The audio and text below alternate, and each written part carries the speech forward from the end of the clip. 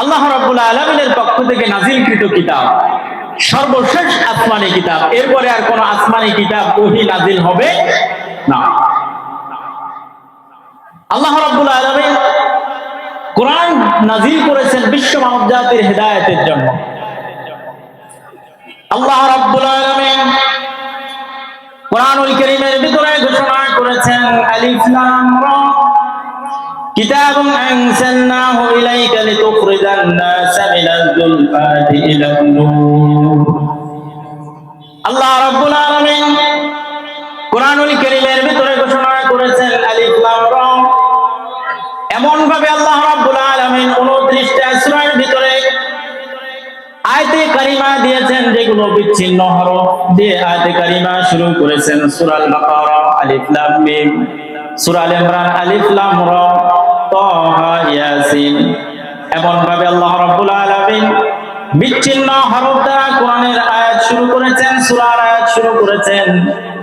এই শব্দগুলো আল্লাহ রাব্বুল আলামিন দিয়েছেন হারফুল মুতাশাবিহ আয়াত। এর অর্থ প্রত্যেকটা তাফসীর কারক করেছেন আল্লাহু ইয়ালাম আল মুরাদা বি। এর অর্থ আল্লাহ রাব্বুল আলামিন ভালো জানেন। এইটা কোন মানুষের পক্ষে এর তাফসীর করা সম্ভব নয়। কোন তাফসীর কারকও এর কোন তাফসীর করেন নাই। কিন্তু এক শ্রেণীর মাথায় জট এবং গাঁজা খাওয়া মানুষ আছে, তারা এই আলিফ লাম মিমের অর্থ করে, ঠিক কিনা? এক শ্রেণীর মানুষ আছে যারা আলিফ লাম মিমের অর্থ করে।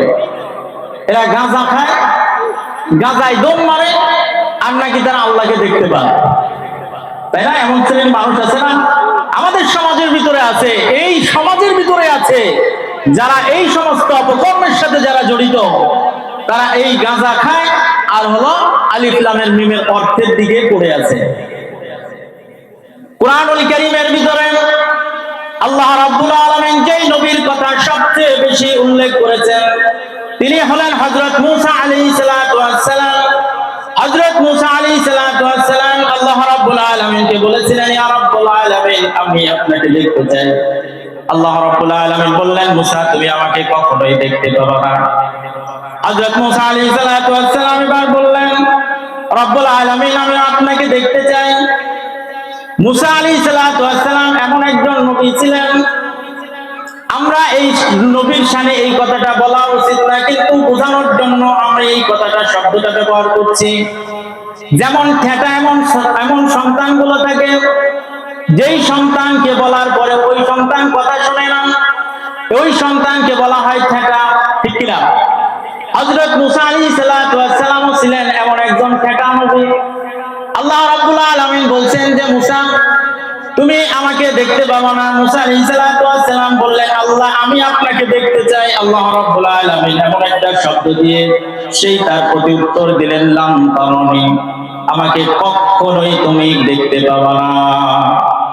লাম শব্দ দিয়ে যখন কোনো কথা বলা হয় সেইটার অর্থ আছে কখনোই দেখা সম্ভব নয়, কখনোই না। লাম তারানি, লাম এবং নুনে তাকিদ দেওয়া, এর অর্থ কখনোই সম্ভব নয়। কিন্তু আল্লাহ রাব্বুল আলামিন স্বয়ং নবীর কথার পরিপ্রেক্ষিতে বলছে যে কখনোই আমাকে দেখতে পাবা না। কিন্তু এক শ্রেণীর মানুষ আছে যারা বলে যে আমরা আল্লাহকে দেখি। কিছু তরিকাপন্থী মানুষ আছে, আর কিছু হলো এই যে মাথায় জট বাঁধা আর হলো গাঁজা খাওয়া মানুষ আছে, এরা হলো আল্লাহকে দেখতে পায় না। নবীকে বলছে দেখা সম্ভব নয়। সম্মানিত মুসল্লিয়ানে কিরাম, আল্লাহ রাব্বুল আলামিন কোরআনুল কারীম এই জন্য নাযিল করেছেন যে মানব জাতিকে অন্ধকার থেকে আলোর দিকে নিয়ে আসার জন্য। আল্লাহ রাব্বুল আলামিন কোরআনুল কারীমের ভিতরে বলেছেন, আলিফ লাম রা কিতাবুন আনজালনাহু ইলাইকা লিতুখরিজান নাসা মিনাজ যুলমাতি ইলান নূর। আমি এই কোরআনুল কারীম এই জন্য অবতীর্ণ করলাম যেন মানুষকে অন্ধকার থেকে আলোর দিকে নিয়ে আসতে পারে। কোরআনুল কারীমের পথ ছাড়া যতগুলো পথ আছে প্রত্যেকটা পথ হলো অন্ধকার পথ। মানুষের যেই পথগুলো অবলম্বন করেছে, যেই পথের ভিতরে কোরআন নাই, কোরআনের কোনো কর্মসূচি নাই, ওই সমস্ত পথগুলোই হলো ভ্রান্ত পথ, ওই সমস্ত পথগুলোই হলো অন্ধকারের পথ।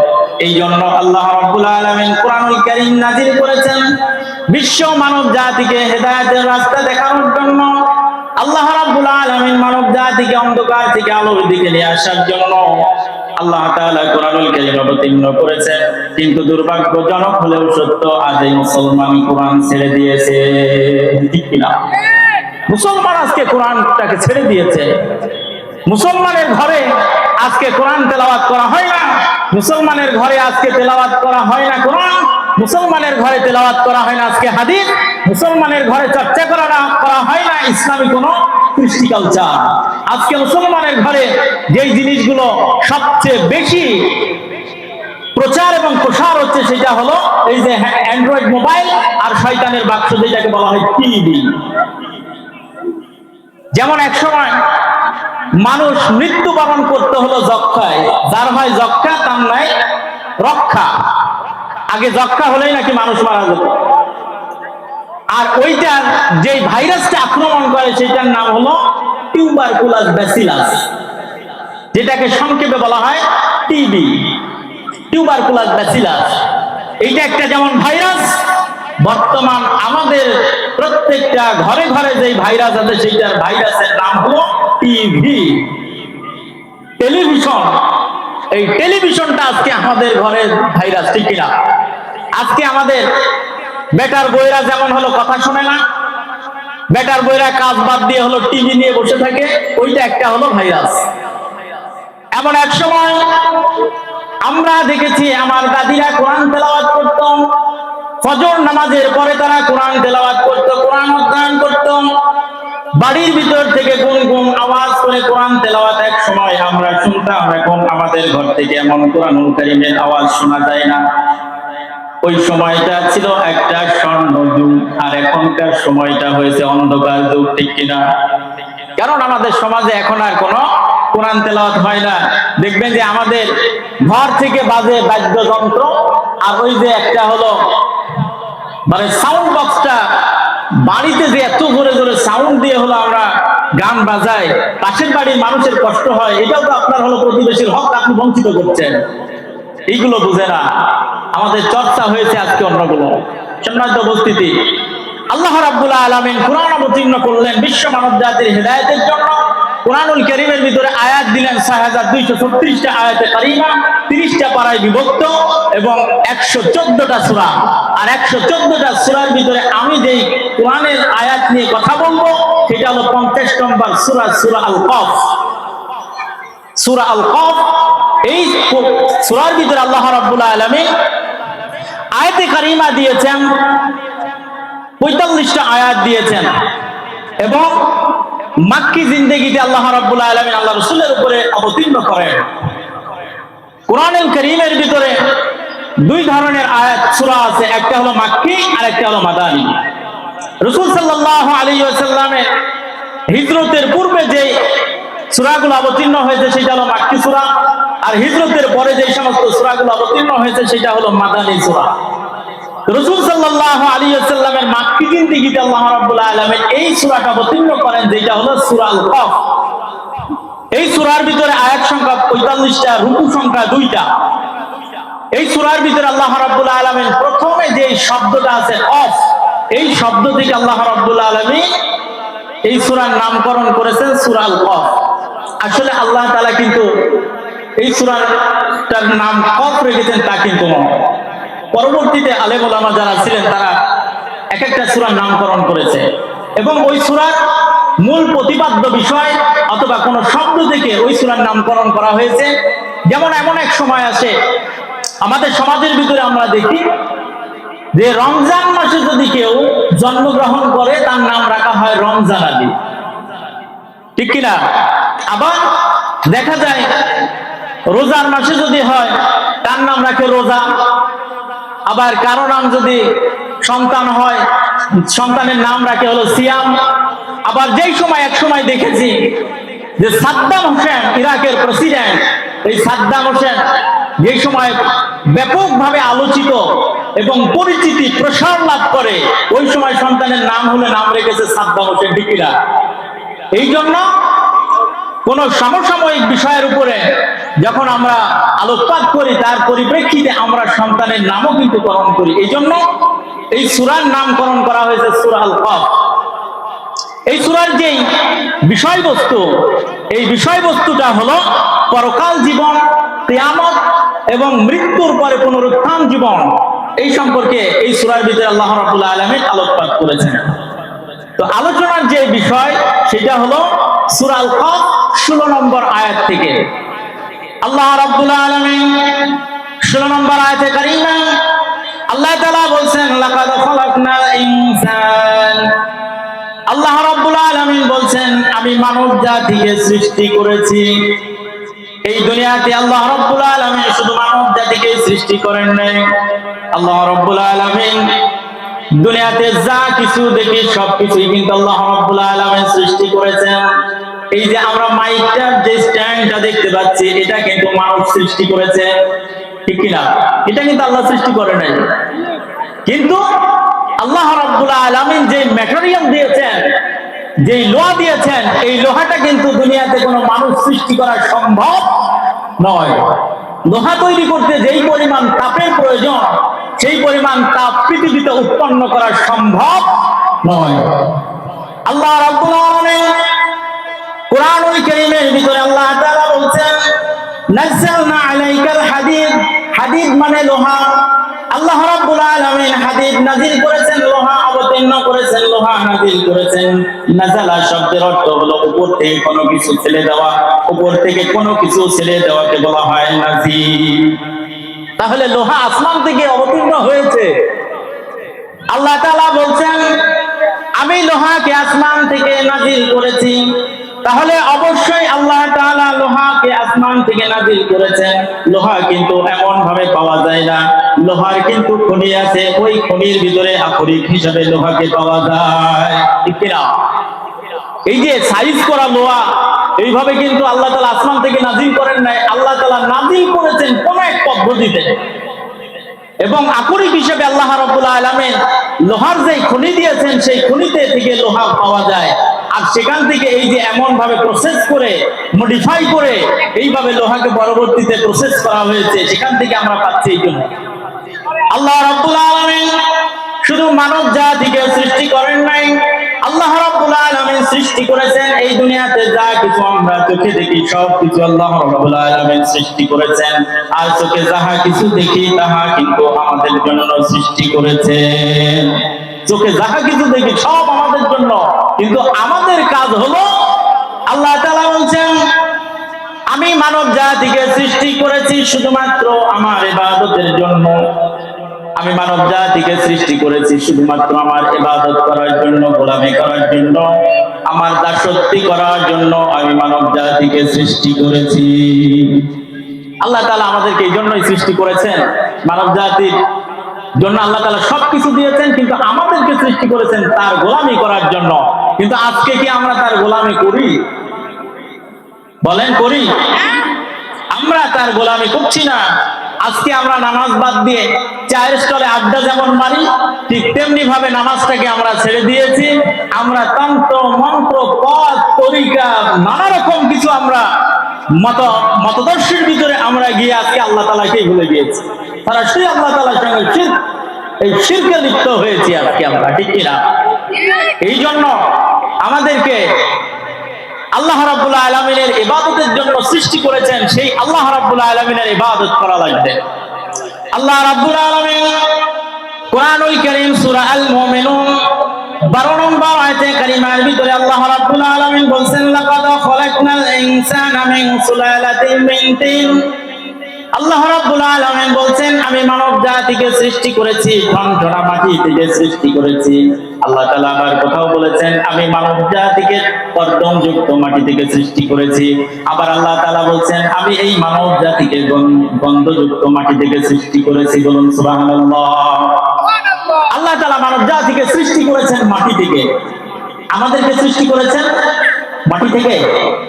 হযরত আদম আলাইহিস সালাম, আমাদের আদি পিতা আদম আলাইহিস সালামকে আল্লাহ রাব্বুল আলামিন ডাইরেক্ট মাটি থেকে সৃষ্টি করেছেন। আর আমরা যারা তার সন্তানাদি আছি, আমাদেরকে আল্লাহ রাব্বুল আলামিন সৃষ্টি করেছেন রক্ত থেকে, অস্থি থেকে, মজ্জা থেকে, হাড় দিয়েছেন, চর্বি দিয়েছেন, রক্ত দিয়েছেন। এইভাবে আল্লাহ রাব্বুল আলামিন আমাদেরকে সৃষ্টি করেছেন। আর সাথে দিয়েছেন একটা মাটির ফ্লেভার, একটা নির্যাস দিয়েছেন। যেমন আমরা প্রাণ কোম্পানির দেখবেন ওই যে 2 টাকা করে ম্যাঙ্গো আমের একটা স্বাদে চকলেট পাওয়া যায় না, ওই আমের স্বাদের যে চকলেট, ওই চকলেটের ভিতরে আমের কোনো কিছু দেওয়া আছে? আমের কোনো কিছুই দেওয়া নাই, কিন্তু আমের একটা ফ্লেভার দেওয়া আছে। কি দেওয়া আছে? ফ্লেভার। আমরা বাজার থেকে যেমন কিনি হলো ম্যাঙ্গো জুস, এই ম্যাঙ্গো জুসের ভিতরে দেওয়া আছে সেগারি, দেওয়া আছে হলো মিষ্টি কুমড়া, দেওয়া আছে পানি, আর এই সমস্ত জিনিসগুলো দিয়ে ম্যাঙ্গো জুস তৈরি করা হয়, আর সাথে দেওয়া হয় একটা পাকা আমের ফ্লেভার। এই দেওয়া হয় ম্যাঙ্গো জুস। যখন খাই তখন মনে হয় যে পাকা আমি খাচ্ছি, ঠিক কিনা? এই জন্য আল্লাহ রাব্বুল আলামিন আমাদের আদি পিতা হযরত আদম আলাইহিস সালাতু ওয়াস সালামকে আল্লাহ রাব্বুল আলামিন সৃষ্টি করেছেন ডাইরেক্ট মাটি থেকে, আর আমাদেরকে সৃষ্টি করেছেন রক্ত থেকে, হাড় থেকে, অস্থি থেকে, মজ্জা দিয়েছেন, চর্বি দিয়েছেন, এইভাবে সৃষ্টি করেছেন, আর সাথে দিয়েছেন একটু মাটির ফ্লেভার। যার কারণে আজকে আমরা বলি যে আমাদেরকে আল্লাহ রাব্বুল আলামিন মাটি দিয়ে সৃষ্টি করেছেন, কিন্তু মাটি দিয়ে নয়, আমাদেরকে এই জিনিসগুলো দিয়ে সৃষ্টি করেছেন।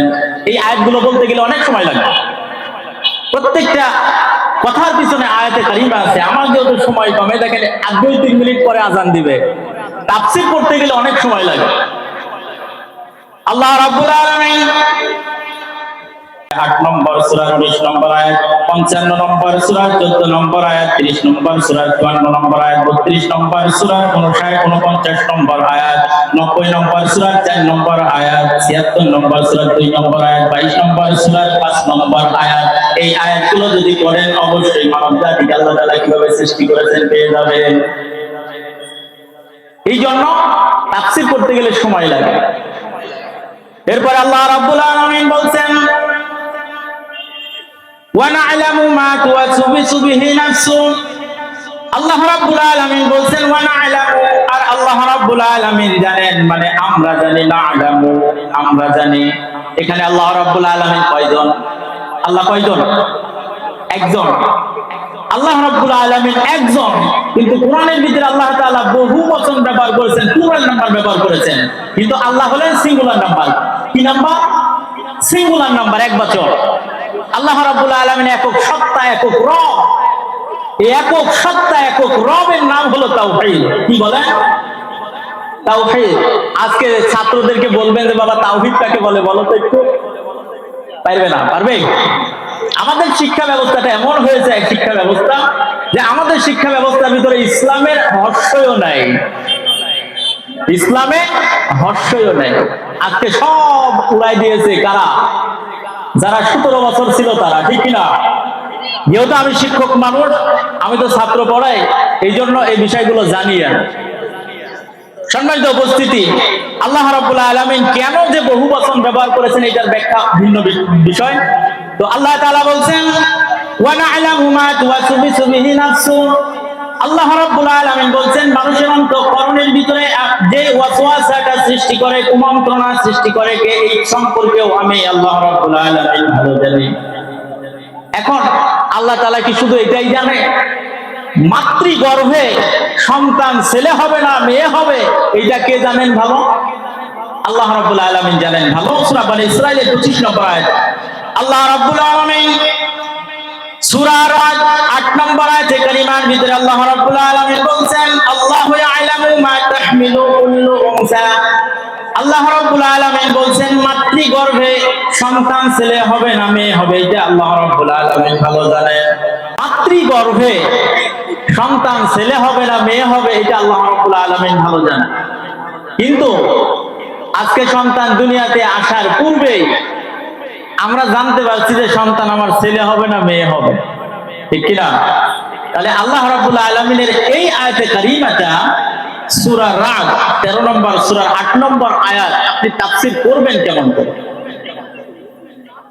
আল্লাহ রাব্বুল আলামিন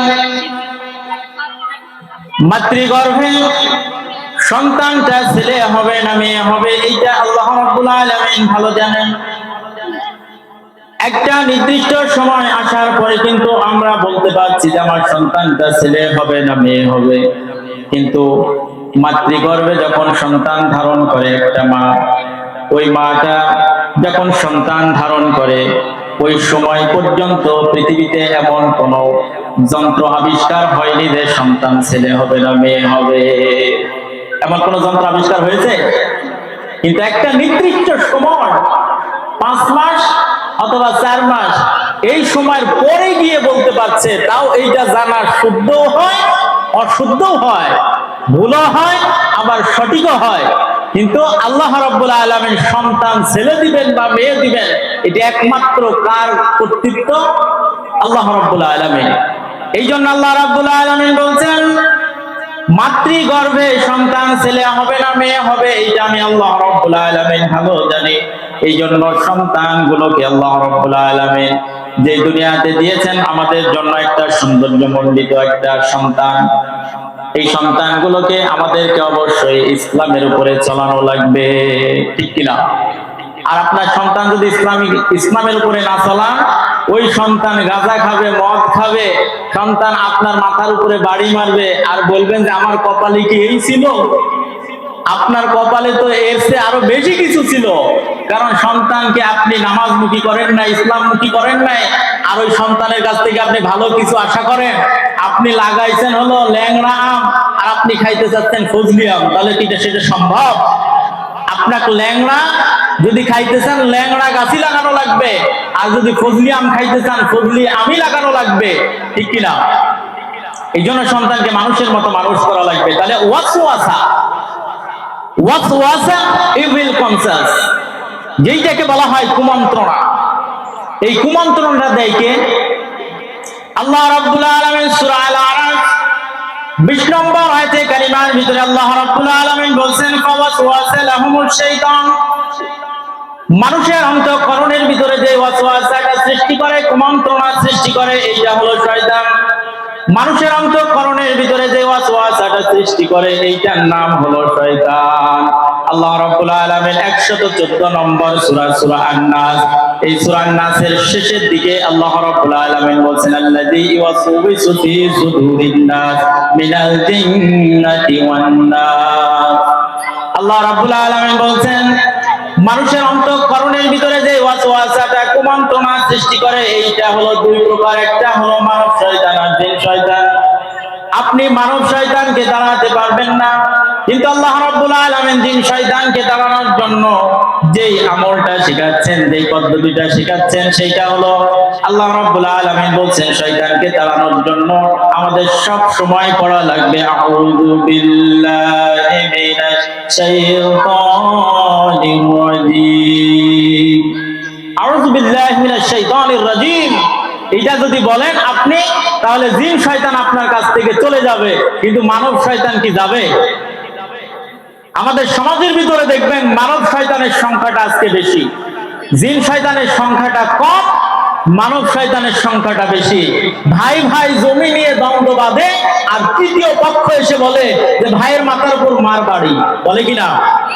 অথবা ওই ভাই বলেন, ওই তৃতীয় নম্বর পক্ষ যে শয়তান, মানব শয়তান, ওই মানব শয়তান এসে বলে যে ভাইয়ের নামে কেস করে দেয়। এই কথাগুলো যে বলবে, তাহলে নিশ্চিত বুঝে নেবেন যে এইটাই হলো মানব শয়তান। কারণ মানব ভাই ভাইয়ের ভিতরে দ্বন্দ্ব যে বাঁধিয়ে দিবে, সে হলো মানব শয়তান। আউযু বিল্লাহি মিনাশ শাইতানির রাজীম করলেও কিন্তু এই মানব শয়তান আপনার কাছ থেকে যাবে না, ঠিক কিনা? এই মানব শয়তান কিন্তু আপনার কাছ থেকে যাবে না। এই মানব শয়তানকে আপনাদের চিনতে হবে, চিনার পরে তাদেরকে অ্যাভয়েড করা লাগবে।